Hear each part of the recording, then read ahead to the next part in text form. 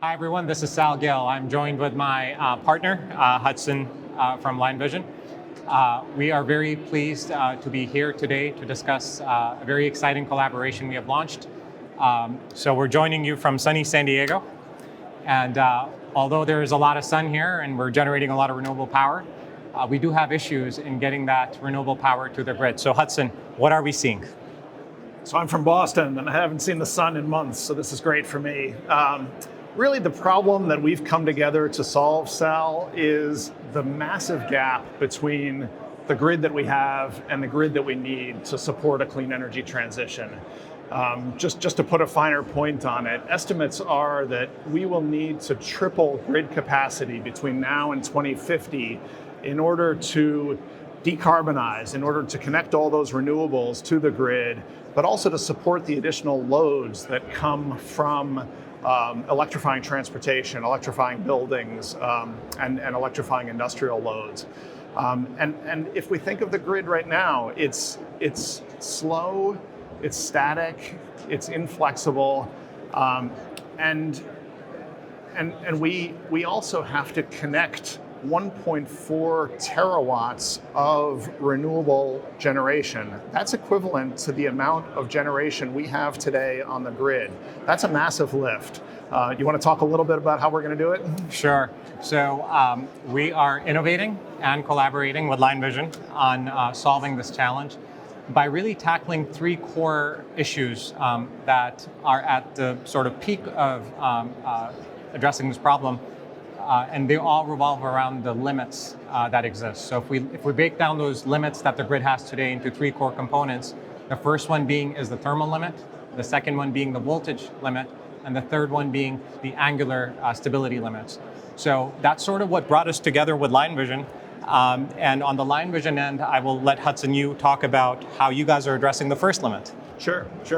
And these together represent what we call dynamic system ratings. And really, it's the industry's first integrated suite of grid enhancing technologies. So the first of those limits that you referenced is a thermal limit. It's the fact that utilities need to ensure that they're not overheating their lines. And LineVision has really emerged as a leader in solving this challenge by adding sensors to the transmission lines that continuously monitor the sag or the temperature of those lines, and can take advantage of the fact that even a modest amount of wind cools the line enough to safely put an average of between 15 and 40% additional capacity across those existing lines. So it's really kind of a new model of building grid capacity, not using poles and wires, but using sensors and collectors and analytics. So I like to say that getting more juice out of your existing grid. So the other two are, like I said, voltage and stability. And you can almost think of them as three horses running a race. And typically, in this case, the slower one may set the bar, but we want to think about it as being how can we speed up the slower one so we get to this higher limit where we can actually inject more power through to the grid. So combining these three grid enhancing technologies together allows us to be able to do that, to raise the bar, that then also alleviates the congestion and curtailment issues that are being seen around the world, really. And in fact, Hudson, this morning I attended the keynote session, and the Secretary of Energy spoke over there about this being the biggest challenge in the United States alone. As you said, 1.4 terawatts of energy, clean energy being stuck. And she brought up the point of a new initiative, which I believe is called I2X, that the DOE is looking at how they can bring forces together to solve this challenge. So in our collaboration, that's exactly what we're addressing. And there's just a tremendous amount of momentum behind these solutions. So we now have 7 of the largest utilities in North America using dynamic line ratings to address those thermal limits. And just to give you a flavor, we also have this technology deployed on 4 continents. We recently completed a project in the UK, which is successfully unlocking enough capacity to debottleneck offshore wind, over 600 megawatts of offshore wind.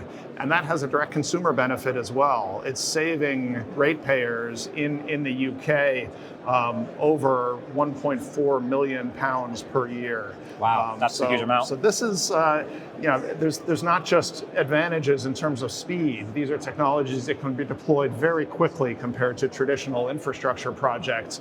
But also we estimate that the unit cost of these new model of infrastructure projects is about 1/20th of the alternative.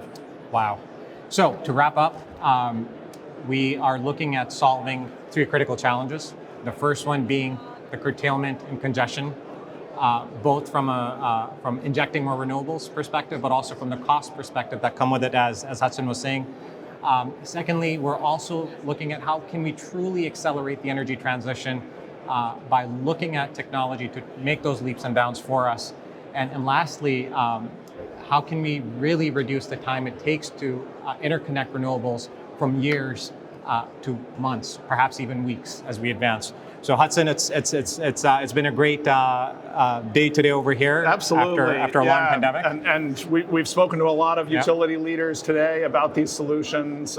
For those of you who may not have caught up with us yet, please come find us if you're here in sunny San Diego. So we're at the booth. Come check us out. We have a live demonstration that we're doing. Please do stop by. Thank you so much. Thanks.